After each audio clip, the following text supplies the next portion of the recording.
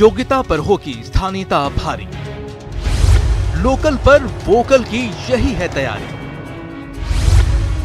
मरुधरा में उठी मध्य प्रदेश जैसी मांग। सरकारी नौकरियों में स्थानीय उम्मीदवारों का कोटा निर्धारित करने की मांग।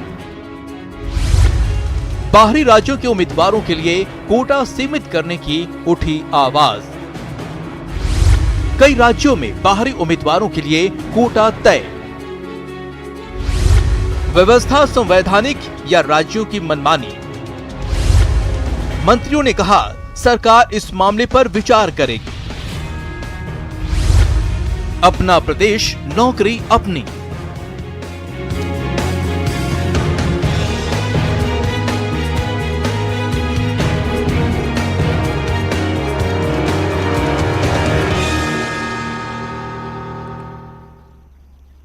नमस्कार, प्राइम डिबेट में आप सभी दर्शकों का स्वागत है। आपके साथ मैं हूं आसिफ खान। मरुधरा की नौकरी पर सबसे पहला अधिकार मरुधरा के लोगों का हो, ये मांग काफी पहले से उठती रही है, लेकिन जब से मध्य प्रदेश में इसको लेकर ऐलान किया गया है, प्रदेश में भी ये मांग नए सिरे से उठनी शुरू हो गई है।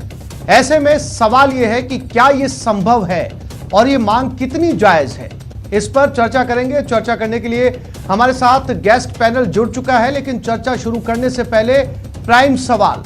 और सबसे पहला सवाल, नौकरी में स्थानीयों का कोटा निर्धारित करने की मांग जो है वो कितनी जायज है? कैसे योग्यता की अनदेखी होगी?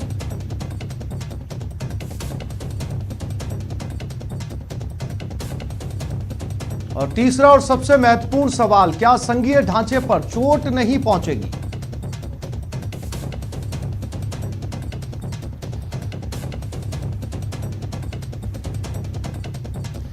राजस्थान में इस मुद्दे को लेकर फिलहाल चर्चा और बहस आम है कि राजस्थान के बेरोजगारों को दूसरे राज्यों की तर्ज पर उनके अपने स्टेट के अंदर नौकरी मिले, क्योंकि दूसरे राज्यों ने अपने यहां पर ऐसी व्यवस्था कर रखी है। लेकिन राजस्थान के अंदर दूसरे स्टेट के लोग भी आकर नौकरी कर सकते हैं और राजस्थान के बेरोजगारों की लगातार ये मांग है राजस्थान सरकार से कि वो राजस्थान के रोजगार, राजस्थान के बेरोजगारों के लिए सुनिश्चित करें।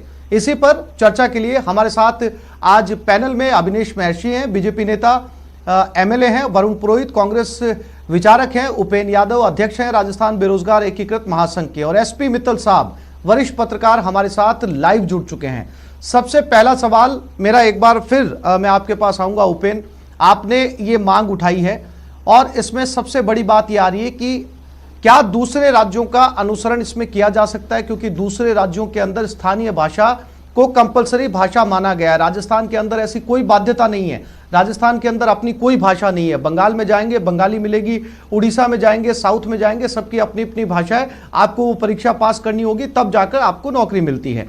और दूसरा, क्या इससे संघीय ढांचे को नुकसान नहीं पहुंचेगा? देखो, यदि यहाँ लागू नहीं करेंगे तो राजस्थान वालों को रोजगार ही नहीं मिलेगा। देखो, बाहर वाले आ रहे हैं सामान्य श्रेणी के 50% में, और हम 20 राज्यों में नहीं जा सकते हैं। 3 तरीके से रोका जाता है, स्थानीय निवासी के कैडर पे, भाषा लोकल भाषा के आधार पर, और इसके अलावा जो शैक्षणिक योग्यता के आधार पर। जब हम जा ही नहीं पाएंगे, वो इधर आते ही रहेंगे, तो राजस्थान के बेरोजगारों को क्या मिलेगा? कुछ नहीं मिलेगा। मैं उदाहरण देना चाहूंगा, उत्तराखंड का ये जो सेवा चयन आयोग की जो है, इसमें स्पष्ट कह रखा है कि वहां से शैक्षणिक योग्यता होना चाहिए। ये उत्तराखंड की वहां की विज्ञप्ति है। हर चीज हम तथ्यात्मक बात कर रहे हैं, क्योंकि जहां ये आंध्र प्रदेश का है, वह आंध्र प्रदेश में वहां का निवासी होना चाहिए, या आंध्र प्रदेश का है। ये उड़ीसा का है, वह उड़िया बोलना चाहिए, लिखना चाहिए, ये उड़ीसा का है। ये सिक्किम का है कि वहां से रीति रिवाज, वहां का रीति रिवाज का ज्ञान होना चाहिए। इसके अलावा कर्नाटक में कन्नड़ भाषा का ज्ञान होना चाहिए, मिजोरम में मिजो भाषा का ज्ञान होना चाहिए, गोवा में कोंकणी भाषा का ज्ञान होना चाहिए, बिहार में स्पष्ट लिख दिया कि बिहार का निवासी हो। अब मध्य प्रदेश के शिवराज सिंह चौहान ने कह दिया, मुख्यमंत्री जी ने, कि हम भी यहाँ के लोगों को लेंगे। तो फिर राजस्थान वाले कहाँ जाएंगे? ये सवाल राजस्थान के तमाम नेता, एमएलए और पक्ष विपक्ष जो भी हो, उनके सामने उठ रहा है, क्योंकि वोट हम देते हैं। हम लगातार आवाज उठा रहे हैं। माननीय मुख्यमंत्री जी से निवेदन करना चाहेंगे, हमें विश्वास है कि माननीय मुख्यमंत्री जी अन्य राज्यों की तर्ज पर राजस्थान में बाहरी राज्यों के अभ्यर्थियों को कोटा कम करके उनका पूरा हक देंगे। ठीक है, वरुण जी। वरुण जी, लगातार ये चर्चा का विषय बना हुआ है और अब ये एक बड़ा मुद्दा बनता जा रहा है। 20 राज्यों के बाद में अब मध्य प्रदेश भी इस गिनती के अंदर शुमार हो चुका है। हालांकि ये उनकी घोषणा है, इसके ऊपर किसी तरीके का कानून नहीं लाया गया है, लेकिन फिर भी ये घोषणा अपने आप में बहुत महत्वपूर्ण है। अगर इस तरह की घोषणा अगर राजस्थान के परिप्रेक्ष्य में होती है तो राजस्थान के युवाओं को इससे खासा फायदा मिल सकता है, ऐसा आप सोचते हैं कि आपकी सरकार जो वर्तमान में है वो इस दिशा में कोई बड़ा कदम उठाएगी?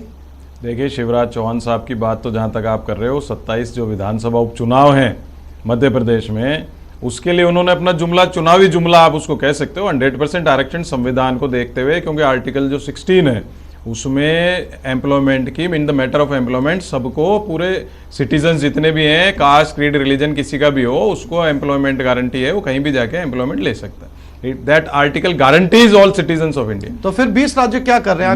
मैं बता रहा हूँ 20 राज्य कर रहे हैं, तो वो जैसे इन्होंने बताया किसी बोर्ड में, हाँ, बात तो सुन लो, पूरी बात तो सुन लो भाई, आप बोल जो उन राज्यों ने किया है, जैसे मध्य प्रदेश का इन्होंने कहा है, तो आप जैसे दबाव सारे राज्यों में हो जाएगा, तो आप जैसे शुरुआत में कह रहे थे फेडरल स्ट्रक्चर पे तो चोट होगी, लेकिन ये सेंट्रल गवर्नमेंट को सोचना चाहिए कि इसका एमिकेबल सॉल्यूशन निकाले। और स्टेट की जहां तक हमारी बात है, जब सारी स्टेट्स कर रही है, नेचुरली अशोक गहलोत साहब को करना पड़ेगा, कुछ ना कुछ सॉल्यूशन इसका लाना पड़ेगा, क्योंकि राजस्थान के जो बेरोजगार हैं उनके साथ अगर डिस्क्रिमिनेशन कर रही है दूसरी स्टेट्स, तो राजस्थान को भी वो रास्ता अपनाना पड़ेगा। पर ये जो सारे रास्ते अपनाएंगे तो उसमें आपके कई प्रॉब्लम्स आएंगी। जैसे माइग्रेंट लेबर से मैंने कहा, आप बिहार से जाती हैं, पंजाब जाती है, महाराष्ट्र जाती हैं, फिर उनका क्या होगा? उद्योग जो है, उद्योगों के ऊपर आप वो कुशल श्रमिक अपने हिसाब से योग्यता के आधार पर कैसे चुनेंगे? ये सब प्रॉब्लम्स जो है, सेंट्रल गवर्नमेंट को कोई कमीशन या कमेटी बनानी चाहिए।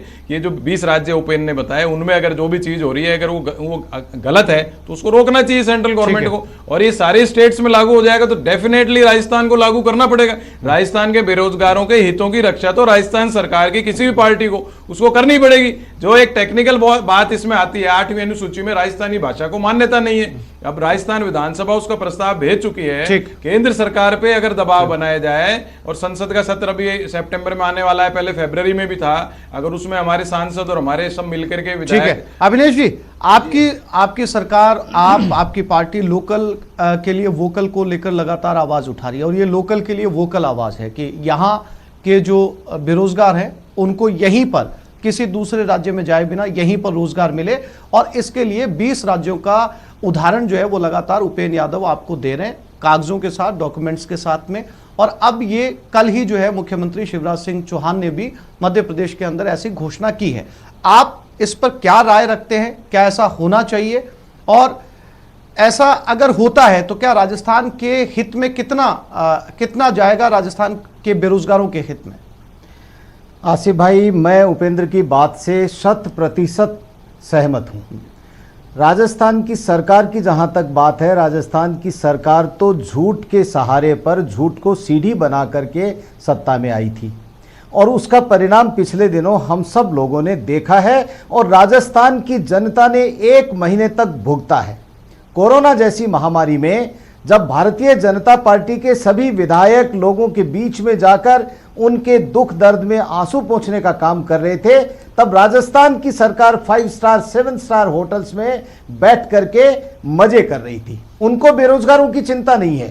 राजस्थान के मुख्यमंत्री ने ऐलान किया था कि हम बेरोजगारों को बेरोजगारी भत्ता देंगे, जो शिक्षित बेरोजगार हैं उन बेरोजगारों को भत्ता देंगे। उपेंद्र भाई बैठे हैं, बता दें कि कितने लोगों को भत्ता अभी तक मिल चुका है। मैं मेरे विधानसभा क्षेत्र में अक्सर जाता हूं, लोगों के बीच में जाकर के मैंने पूछा है, गांव के अंदर, गांव ढाणी ढाणी में जाकर के पूछा है कितने बेरोजगारों को बेरोजगारी भत्ता मिला, किसी का हाथ नहीं उठता है। आसिफ भाई, हालात बहुत खराब हैं। जो मध्य प्रदेश ने फैसला किया है, मैं राजस्थान की सरकार से पुरजोर शब्दों में मांग करता हूं, और मेरी पार्टी के तमाम बड़े नेताओं से भी मैंने बातचीत की है।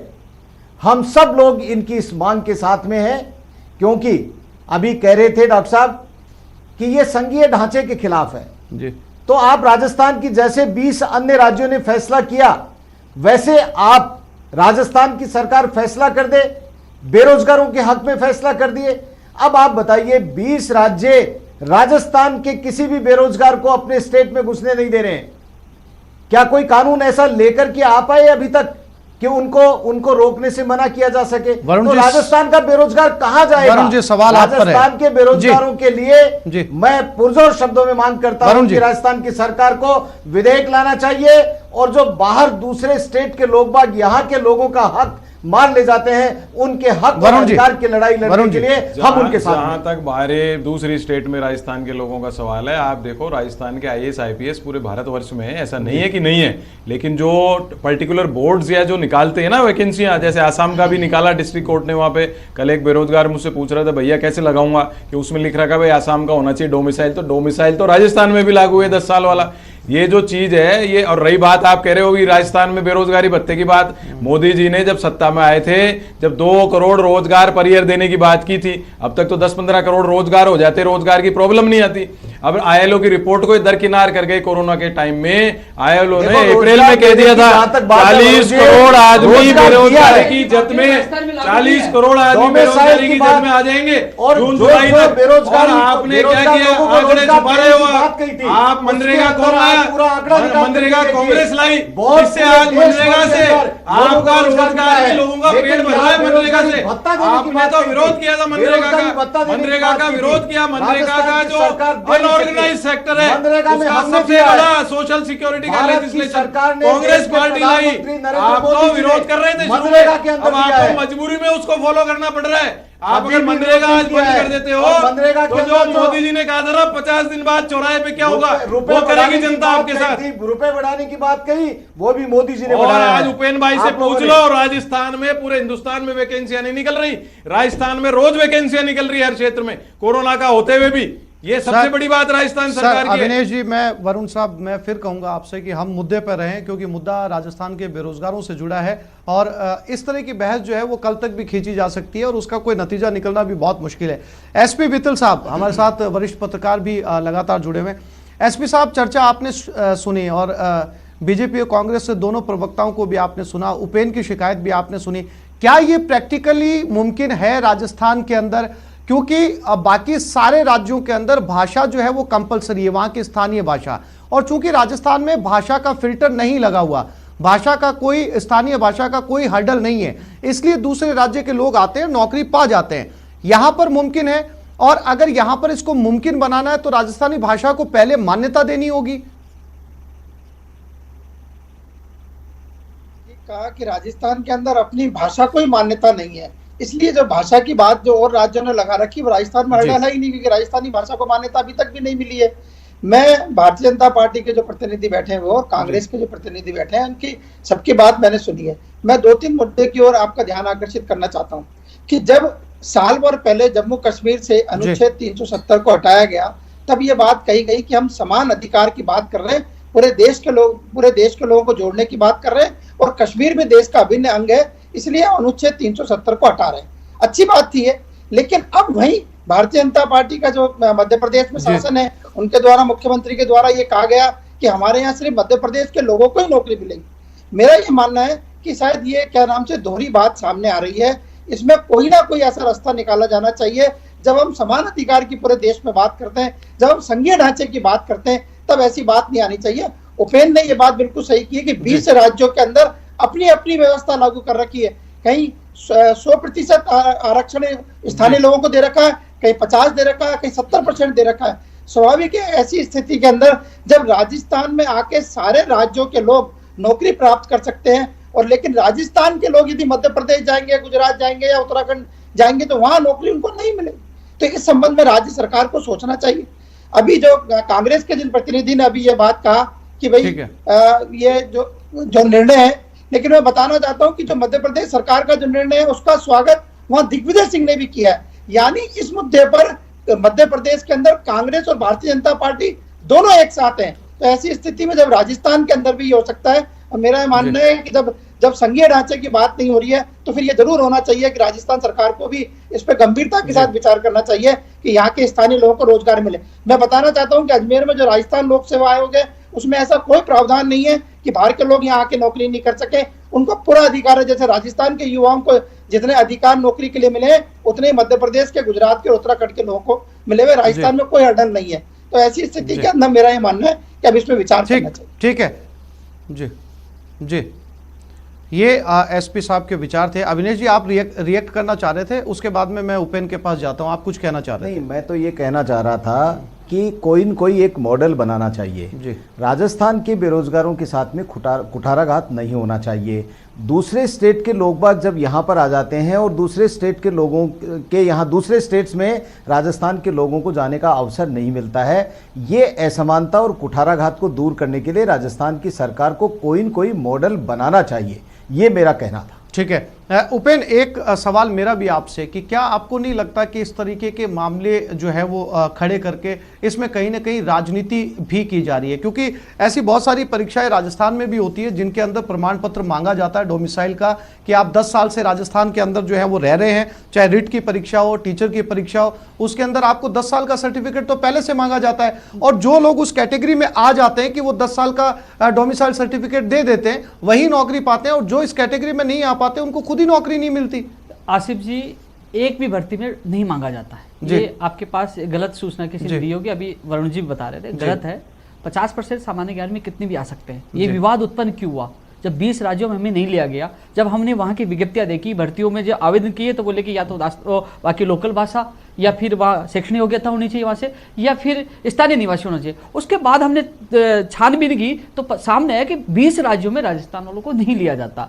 अब सवाल यह है, महर्षि साहब और वरुण जी और मित्तल साहब, इन्होंने हमारी बेरोजगारों की पीड़ाओं को समझा, समर्थन किया, धन्यवाद देना चाहूँगा। लेकिन फरवरी 2018 से मामला उठा रहे, जिस समय भारतीय जनता पार्टी सत्ता में थी, अब कांग्रेस है। इस समय राजनीति नहीं करनी चाहिए, जबकि प्रदेश के बेरोजगारों का भविष्य देखना चाहिए। अलग अलग राज्य के लोग अपने अपने बेरोजगारों का भविष्य देख रहे हैं, सारी राजनीतिक पार्टियां एक हो रही है। आपने बताया कि मध्य प्रदेश में शिवराज सिंह चौहान के बाद दिग्विजय सिंह जी ने भी समर्थन किया, तो राजस्थान में भी सभी राजनीतिक पार्टियों को एक होकर प्रदेश के बेरोजगारों को ज्यादा रोजगार ये बहुत महत्वपूर्ण बात है जो उपेंद्र कह रहे हैं। वरुण जी, मुझे माननीय मुख्यमंत्री जी पर पूरा विश्वास है। जब उनसे मुलाकात की थी तो इस मामले में चिंतित थे, और मुझे विश्वास है कि जल्दी इसमें वरुण जी, बहुत महत्वपूर्ण बात है। जैसा कि एसपी मित्तल साहब कह रहे हैं, एसपी साहब ने ये कहा कि जब मध्य प्रदेश के अंदर ऐसी घोषणा की गई तो उनके जो विपक्षी दल हैं वहां पर दिग्विजय सिंह ने भी उनकी इस बात को सपोर्ट किया कि ऐसा मध्य प्रदेश के बेरोजगारों को यहां पर रोजगार मिलना चाहिए, तो राजस्थान में क्यों नहीं? आप इसमें राजस्थान में भी होना चाहिए। आप इसके पीछे आप जाइए, इसके रूट कॉज में जाइए। 25 सांसद हमारे भारतीय जनता पार्टी के हैं, 200 हमारे विधायक हैं सब पार्टियों को मिला के। इनको भी संविधान का संशोधन करवाना चाहिए। राजस्थानी भाषा को 8वीं अनुसूची में सबसे पहले वो करवाना चाहिए, वो कंपलसरी हो जाए तो आगे की जो पीढ़ियां आएंगी, जनरेशन उनको आसानी हो जाएगी। दूसरा, जैसे हमारे रिफाइनरियां जब बाड़मेर में आई थी, हमने ये एग्रीमेंट किया, चाहे वसुंधरा जी रही, अशोक गहलोत साहब की सरकार रही हो, कि स्थानीय लोगों को इतनी परसेंटेज रोजगार होगा। यही हिमाचल प्रदेश, उत्तराखंड ये भी यही करते हैं। कोई भी उद्योग आता है तो उससे एग्रीमेंट ये करते हैं कि भाई इतने लोगों को हमारे यहाँ पर परसेंटेज, लोकल लोगों को आप नौकरी देंगे। लोकल के लिए वोकल, लोकल के लिए वोकल, या कोई भी आप उसका वोकेबुलरी यूज में ले सकते हैं। लेकिन ये चीजें जब तक नहीं होगी, इसके लिए कंपल्शन, ये प्रेशर जैसे उपेंद्र भाई साइन के साथी कर रहे हैं, ये सारे अभी विधानसभा चालू है, मंडे को इस बात पे डिस्कशन हो जाना चाहिए। अविनेश भाई से मैं रिक्वेस्ट करूंगा कि आप उसमें जो भी आपका प्रोविजन है लॉ का, अविनेश जी बहुत महत्वपूर्ण, आपके पाले में गेंद डाली है वरुण जी ने। अगर 25 सांसद आपके पास है और आप राजस्थान के सबसे बड़े चैनल पे बैठकर आप ये कह रहे हैं कि ये बिल्कुल जायज मांग है और ये होना चाहिए, और आप सोमवार को इस मुद्दे को विधानसभा में लेकर जाएंगे, 25 सांसद आपके, अगर आप भाषा को कानूनी मान्यता दिलवाते हैं और जब भाषा का फिल्टर राजस्थान में लग जाएगा तो जाहिर सी बात है कि जिन राजस्थानियों को भाषा आ रही होगी उनको नौकरी पहले मिलेगी। अविनेश जी, निश्चित रूप से आसिफ भाई आपकी बात से सहमत हूं। जहां तक बात राजस्थान की विधानसभा में इस मुद्दे को उठाने की है, यदि मुझे उठाने का मौका मिल गया 295 के तहत, या यदि मान लो प्रश्नकाल के बाद में शून्यकाल के अंदर पर्ची के माध्यम से यदि दोनों हुआ तो निश्चित रूप से मैं उठाऊंगा। लेकिन लॉटरी सिस्टम है, वहां पर यदि मेरे को मुद्दा उठाने का मौका मिल गया तो निश्चित रूप से इस मुद्दे को उठाकर राजस्थान की सरकार और राजस्थान की विधानसभा के संज्ञान में लाऊंगा। पहली बात तो यह है। दूसरी बात, अभी उपेंद्र भाई की बात को मैं जिक्र करना चाहूँगा। उपेंद्र भाई अभी कह रहे थे कि राजस्थान के मुख्यमंत्री पर इनको पूरा भरोसा है। उपेंद्र भाई, लिप सिंपैथी एक वर्ड है, और राजस्थान के मुख्यमंत्री अशोक जी गहलोत लिप सिंपैथी में इतने मास्टर आदमी हैं कि वो आपको कितनी लॉलीपॉप और कितनी गोलियां दे देंगे, और कितनी गोली अभी तक 2 साल के समय की कमी, इस पे रिएक्ट जो है वो वरुण जी आप करेंगे कि आप थोड़ा ध्यान से रखिएगा। ये आश्वासन है ये इन्होंने अभी अशोक गहलोत साहब पे आरोप लगाया लिप सिंपैथी का। मैं कह रहा हूँ देश के प्रधानमंत्री कितनी सिंपैथी देश के साथ कर रहा है, थाली कटोरे बजवा रहा है, 2-2 करोड़ एक हर साल में दे रहे थे रोजगार। अरे भाई वो पहले इटली में बजाई थी, उसके बाद आपने बजाई है, इटली की निकल गई है आपने। 2 करोड़ रोजगार देने वाले थे, क्या हुआ? भाषण दे रहे थे पूरे देश में, और आप मुझे बताइए प्राइवेटाइजेशन कर दिया, प्राइवेटाइजेशन कर दिया, नौकरियां मिलेगी कहां से इनको? आपने संस्थान बेच दिए देश के, रेलवे बेच दी, LIC बेच दी, आप कहां से दोगे नौकरी? आप प्राइवेट कंपनी आपकी कैसे मानेगी? कांग्रेस के लोगों आपने पूरे संस्थान बेच दिए, आप कैसे रोजगार दोगे बेरोजगारों को? ये बताइए, आपने सरकारी संस्थान बेच दिए, उनको रोजगार दोगे कहां से? आप झूठा इनको आश्वासन दे रहे हो, ठीक, आप ठीक। रोजगार भी नहीं दे सकते हो। देखिए सर, समय अविनेश जी, समय की कमी है। अंतिम टिप्पणी बहुत संक्षेप में एसपी मित्तल साहब आपसे, कि वाकई ये मुद्दा विधानसभा में उठाया जाना चाहिए जब दोनों ही दल राजी हैं, सत्ता दल भी राजी है, विपक्ष भी राजी है, तो कहां जो है वो बाधा है? अब बहुत संक्षेप में मित्तल साहब।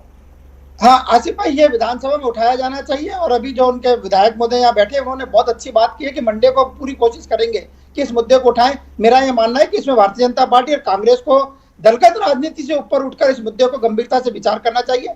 और जहां तक राजस्थान सरकार के घोषणाओं का सवाल है, वो उस संबंध में कहना चाहता हूं कि जो सचिन पायलट है वो खुद इस बात को मान रहे हैं कि जो हमने चुनाव में जो वादे किए थे उनको पूरा किया जाना जरूरी है। बिल्कुल बिल्कुल जी दे देंगे तो विधानसभा में उठाऊंगा इस मुद्दे। ये आज जो है इस चर्चा के अंदर जो सबसे महत्वपूर्ण बात निकलकर सामने आई, जिसके अंदर दोनों ही दल बेरोजगारों की इस मांग को लेकर राजी हैं, और खुद बीजेपी विधायक कह रहे हैं कि सोमवार को वो इस मुद्दे को विधानसभा के पटल पर लेकर जाएंगे। और जो बेरोजगार एकीकृत महासंघ के अध्यक्ष हैं वो भी ये कह रहे हैं कि उन्हें सीएम साहब से पूरी उम्मीद है, उम्मीद की जानी चाहिए कि राजस्थान के बेरोजगारों को इस बार कुछ अच्छी खबर मिलेगी। आप सभी मेहमान इस कार्यक्रम में हमारे साथ जुड़े, चर्चा की, आप सभी मेहमानों का बहुत शुक्रिया। नमस्कार।